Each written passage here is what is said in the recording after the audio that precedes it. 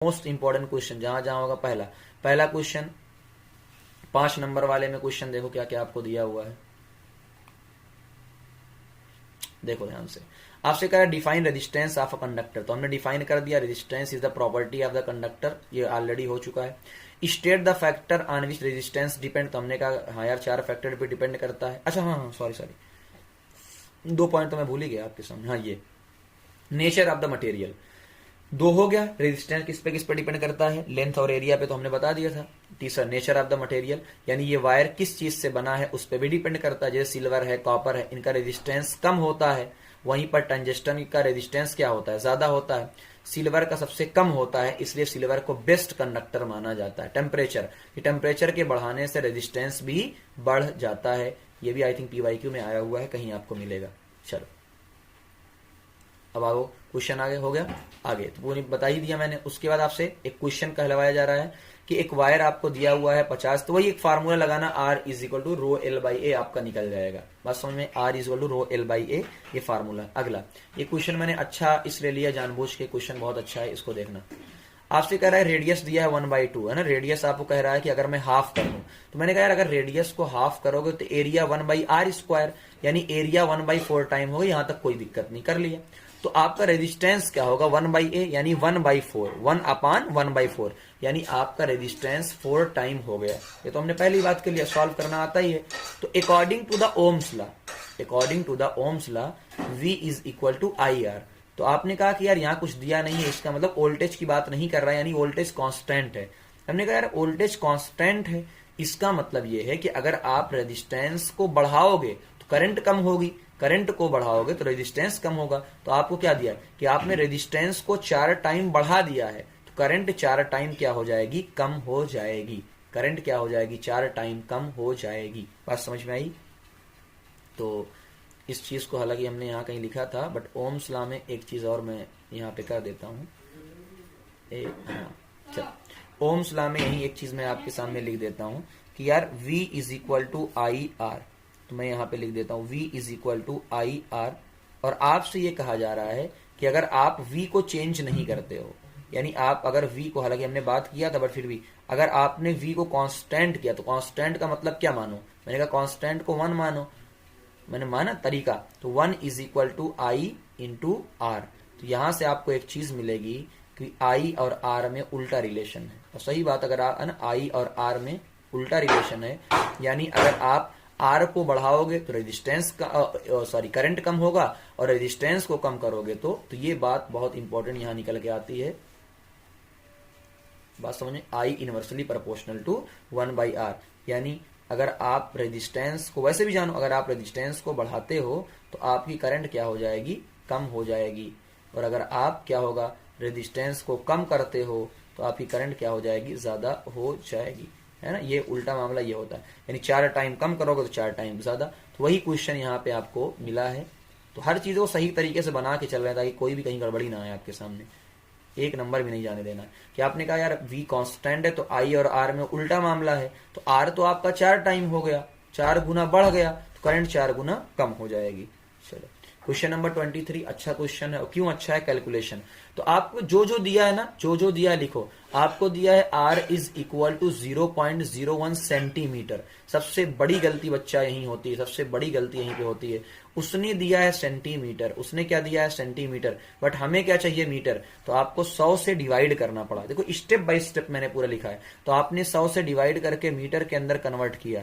अब 100 से डिवाइड किया तो क्या हो गया, 0.0001। क्या इसको ऐसे लिखा जा सकता है, 1 इंटू 10 की पावर -4, 1 इंटू 10 की पावर -4।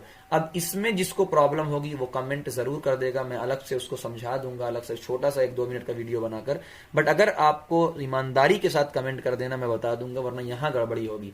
तो आपको ये या तो आप समझ लेना या रट लो कि इतने सेंटीमीटर में ये आपके सामने है। तो R is equal to 10 ohm ये आपको दिया, बट क्या लगाना है, सिर्फ R is equal to rho L by A. तो आप L पूछा है तो आप क्या करोगे, एरिया को उधर मल्टीप्लाई करोगे तो RA बन जाएगा, L से डिवाइड करो, और रो को डिवाइड कर दोगे। और एरिया कितना होता है, πr²। तो ये आपने 10 R की वैल्यू 10 रखी, पाई की वैल्यू 3.14 रखी, 10 की पावर -4 आपने रखा, और इसका स्क्वायर किया, तो -4 का स्क्वायर 16 मत कर देना। कुछ बच्चे ऐसे भी होंगे, -4 का स्क्वायर क्या कर देंगे 16, तो ऐसा ना करना भैया, ठीक है ना, पहले बोल दे रहा हूं। -4 यानी ये पावर का खेल आपको आना चाहिए, यानी डबल करना होता है, तो 4 का डबल 8, -8। ये नीचे वाला जब -8 ऊपर जाएगा तो क्या बन जाएगा, +8 बन जाएगा। क्या बन जाएगा, +8। कंफ्यूजन नहीं, यही वाला ये है +8। ये दोनों क्या हो गए, कैंसल। ये दोनों क्या हो गए हैं, कैंसल। तो 3.14/5, तो आपको मिल जाएगा 0.628 मीटर, और ये क्या है, सेंटीमीटर। इसलिए कैलकुलेशन के हिसाब से अच्छा क्वेश्चन था। अगला क्वेश्चन, आपको पूरी चीजें फिर से दी हुई हैं। आपसे इस बार क्या दिया हुआ, देखो ध्यान से, इस बार यहां गड़बड़ी उसने करवाया है, ठीक है ना। इतनी छोटी छोटी गलती होती है, कोई बड़ा नहीं आता। डायमीटर दिया 0.5 mm, बस मिलीमीटर, कंफ्यूज मतलब सब लोग मीटर समझ के आ जाए। एम, पहली गलती यहां होगी। दूसरा, तो रेडियस क्या होगा, डायमीटर का आधा, तो 0.5 का आधा 0.25 mm का मतलब -3, ये तो सबको पता होगा, ये चीज भी सीख लो। -3, तो आपके ऊपर -3 है, तो या तो आप क्या करो, एक अंक को बाहर लेकर आओ, तो 2.5, तो एक और जीरो इसको यानी उधार लेना पड़ेगा, -4। अब जिसको ये सब भी नहीं आता वो प्लीज कमेंट कर देना, प्लीज कमेंट कर देना। तो मैं यहां लिख दे रहा हूं, शर्माने की बात नहीं है, वरना अगर पहले ही स्टेप में आपका खेल खत्म हो गया तो लग जाएंगे फिर आपके, ठीक है ना। तो आप प्लीज कमेंट कर देना, मैं अलग से आपको समझा दूंगा, वीडियो बना दूंगा 1-2 मिनट की, आपके नंबर नहीं जाएंगे।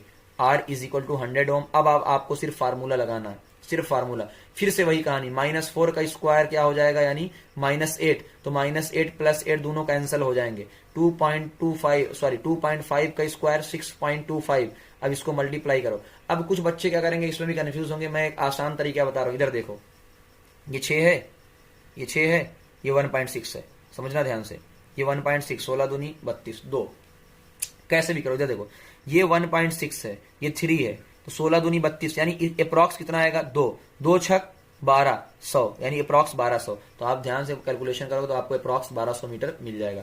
फिर आप उसने कहा अगर डायमीटर को डबल करेंगे, भाई अगर डायमीटर को तू डबल करेगा तो एरिया 4 टाइम्स होगा, एरिया 4 टाइम्स होगा तो रेजिस्टेंस 1/4 होगा। पहले रेजिस्टेंस था 100, अब उसका 1/4 यानी 25। अगला फिर से क्वेश्चन सेम, फिर वही सेंटीमीटर, फिर वही सेम वैल्यू ना, सेंटीमीटर 0.01 यानी -4, बस इतना सपोर्ट करना तो देख लो। अब खाली क्वेश्चन देखते चलो, लिस्ट द फैक्टर रेजिस्टेंस। अब मैं इस पे थोड़ी देर रुका हूं, आप खाली क्वेश्चन देख लो, है ना। ये वाला क्वेश्चन देखो, इसका बी वाला क्वेश्चन देखो ध्यान से। तो हमने कहा कि देखो, जो मेटल होते हैं उनकी रेजिस्टिविटी बहुत कम होती है, ये हमने चर्चा भी किया था कि मेटल की रेजिस्टिविटी क्या होती है, कम होती है, इसलिए वो अच्छे कंडक्टर होते हैं। या ग्लास हो गया, इनकी रेजिस्टिविटी, या इंसुलेटर कोई भी है ना, इसने इंसुलेटर ना देके ग्लास दे दिया, बात तो है कि इनकी रेजिस्टिविटी बहुत ज्यादा होती है। अगला एलॉय, क्योंकि एलॉय क्या होते हैं, device due to the following reason. Alloy को आप यूज क्यों करते हो कि एलॉय का हाइयर रेजिस्टिविटी होती है, उनकी रेजिस्टिविटी क्या होती है, ज्यादा, तो ज्यादा हीट मिलेगा हमको, ठीक है ना, हीटिंग डिवाइस में ज्यादा हीट मिलेगा। और एलॉय ऑक्सीडाइज नहीं होते हैं, एलॉय ऑक्सीडाइज नहीं होते हैं। तो अगर आपको 2 पॉइंट मिल जाए तो मुझे लगता है यही आपको बार बार क्वेश्चन आएगा, सबसे ज्यादा वीआईपी क्वेश्चन यही है, तो मैं स्टार लगा। आगे फिर एक क्वेश्चन आया, how is the resistivity of alloy compare to pure metal. तो फिर हमने कहा कि जो रेजिस्टिविटी होती है एलॉय की ज्यादा होती है उसके प्योर मेटल से, तो इसलिए कॉन्स्टेंटेन जो कि एक एलॉय है उसका कॉपर से, यानी उस जो जिस कॉपर और निकिल से मिलकर बना है, कॉपर से ज्यादा होगी। बस अगला क्वेश्चन देखना, ये क्वेश्चन में अच्छी कैटेगरी में मैंने इसको डाला है।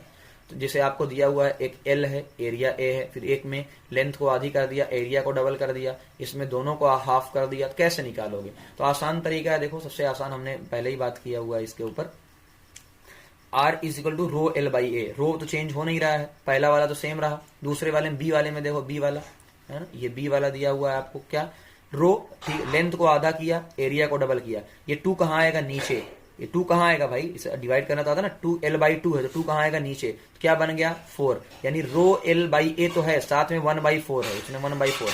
ये क्या है, L/2 और A/2, ये 2 और 2 क्या हो जाएगा, कैंसिल। मैंने इसलिए आसान से लिखा कि ये L/2 का 2 कहां आएगा, नीचे आएगा, और इस 2 और 2 से क्या हो गया, कैंसिल। तो बहुत सारे लोग क्या करेंगे, L/2 का 2 कहां आएगा, नीचे, A/2 का 2 कहां जाएगा, ऊपर। कैसे भी आप सॉल्व करो, दोनों क्या हो जाएंगे, कट जाएंगे। आगे तो आपसे क्या पूछा है, R A upon R B, तो मैंने लिख दिया। अब आप सबको पता है, इसको ऐसे रहने दो, इस जो नीचे जो डिवाइड होता है वो उल्टा हो जाता है। बहुत सारे बच्चों को नहीं आता तो मैं बता देता हूं। देखो अगर आपको ऐसे लिखा हुआ मिला है, एक टर्म आपको दिया है ए बाई बी, उसको डिवाइड किया गया है किससे, सी बाई डी से। तो ये तो आपने बहुत पहले से पढ़ा, नहीं पढ़ा तो आज यहां पढ़ लो। ए बाई बी ऐसे ही रहेगा, ठीक है। वो सी बाई डी था तो उसको उल्टा करके डी बाई सी कर दो। बात समझ में ना? तो अगर जिसको नहीं आता तो वो भी ये बहुत जगह आपके काम आएगा। उल्टा, खाली उल्टा मल्टीप्लाई कर दो।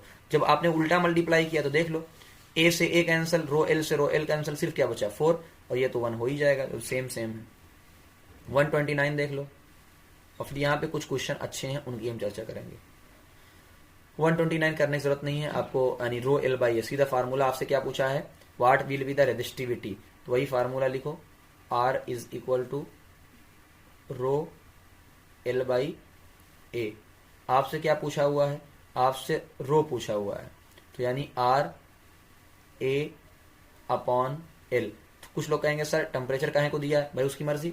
तो आप यहाँ बस यहाँ आपको देखना है, if the diameter of the wire is 0.3 mm, तो आपको डायमीटर दिया है, सेम वही क्वेश्चन है जो पिछला वाला, आपको डायमीटर दिया है, तो डायमीटर से आपको क्या बताना, रेडियस, और रेडियस से आपको सॉल्व करना है। ये आपके ऊपर छोड़ दे रहा हूं। अगला फिर आपसे कह रहा है, ये क्वेश्चन थोड़ा अच्छा है, if 4 ohm resistance wire is doubled. अब डबल्ड का कुछ लोग क्या मतलब निकालेंगे, है ना, अलग अलग, बट यहाँ जो सॉल्व आपको आंसर मिलेगा समझना। यानी एक वायर एल है, लेंथ ए है, तो यानी रेजिस्टेंस आपको 4 ओम दिया है। डबल्ड का मतलब यह है कि एक दूसरे के ऊपर फोल्ड कर दिया गया है। अगर फोल्ड कर देंगे तो क्या हो जाएगा, लेंथ आधी हो जाएगी, भाई जाहिर सी बात है ना, फोल्ड कर दो, एल लेंथ का था, इसी को ऐसे उठा के फोल्ड कर दो, लेंथ एल बाई 2 हो जाएगी, तो एरिया मोटा हो जाएगा ना। दोनों में गौर करना है, ये दोनों कि लेंथ आपकी हाफ होगी तो एरिया क्या हो जाएगा। या इस तरीके से देख लो, अगर आपने ए इंटू एल क्या है, कांस्टेंट, तो एरिया और लेंथ में मैंने कहा था उल्टा, यानी अगर लेंथ हाफ होगी तो एरिया डबल हो जाएगा, बस पुट कर दो।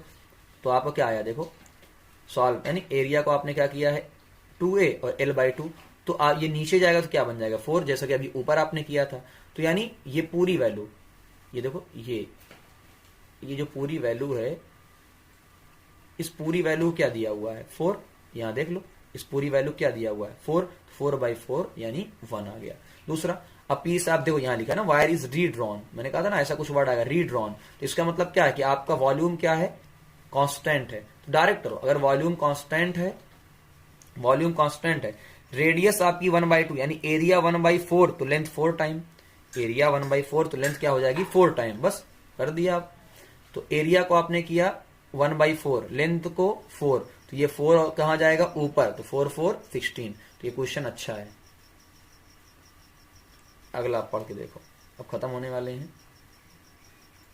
अब मैं ज्यादा कुछ बोलूंगा नहीं, खाली क्वेश्चन आप देखते हुए जाओ, खुद से पढ़ो, देखते हुए जाओ। 112, 81 टाइम आपको दिया जा रहा है, क्योंकि सारे क्वेश्चन हो चुके हैं, बस खाली वही रिपीट हो रहे हैं।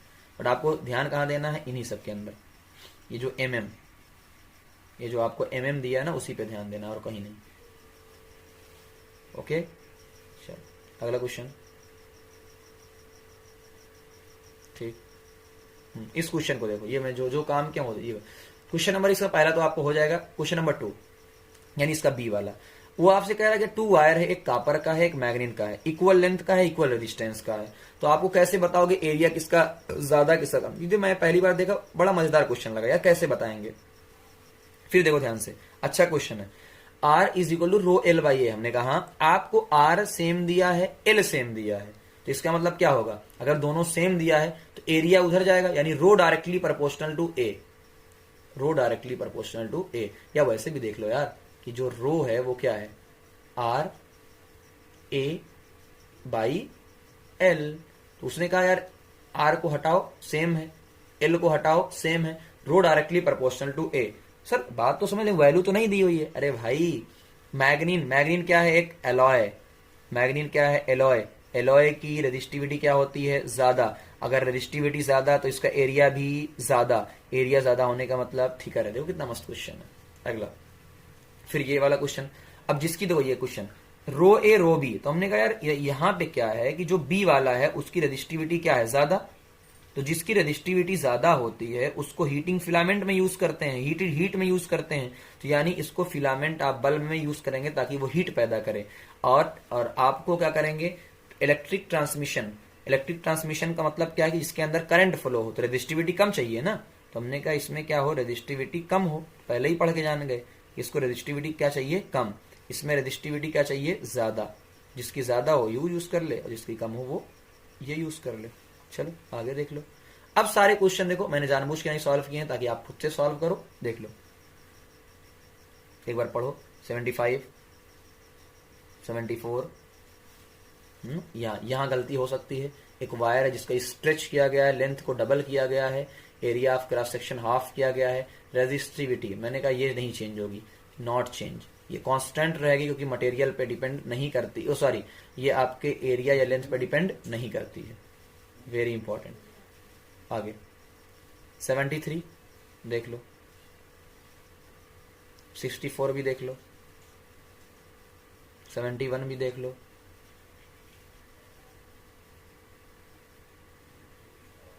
हो गया, चल 65 देख लो, 66 देख लो, है ना। ये सारी चीजें आप देख लो, जहां आपको ना समझ में आए बताना, मतलब आई मीन कमेंट कर देना। चल देख लो, ठीक। अच्छा ये क्या है, आपका heavy current pass through it for the 30 second. जैसे यहाँ पे एक चीज आपको दिया हुआ है ना 30 सेकेंड, तो अगर आप देर तक पास कराओगे तो हीट हो जाएगा, और हीट बढ़ने से टेम्परेचर बढ़ेगा तो रेजिस्टेंस भी क्या हो जाएगा, चेंज हो जाएगा।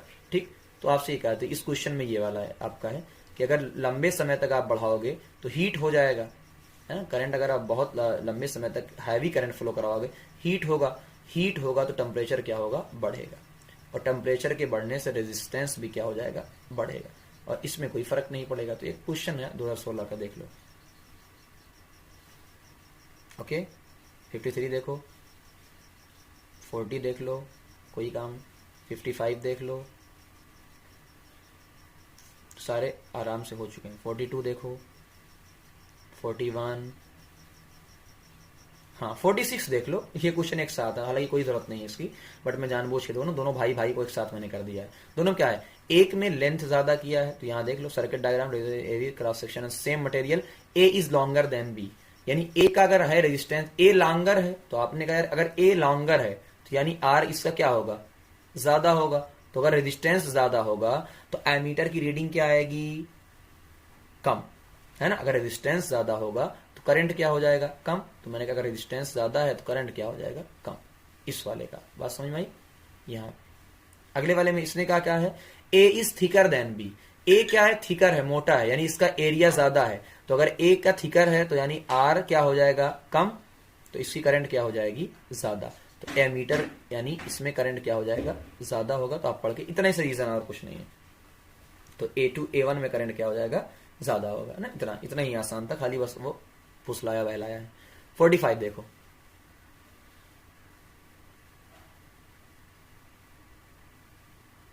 $34 देख लो, वही सेम रीजन। 27, 20, 23, 18, 14, 11, thank you. ठीक है ना, तो ये सारी चीजें हैं। तो आप प्लीज, आप लोगों से रिक्वेस्ट है, कैसा लगा आपको वीडियो, आप जरूर इस चीज को बताइएगा, ताकि अप्रिशिएशन ना सही लेकिन आप बता सकते हैं कैसा है वीडियो। ठीक है ना, चलिए मिलते हैं फिर कभी।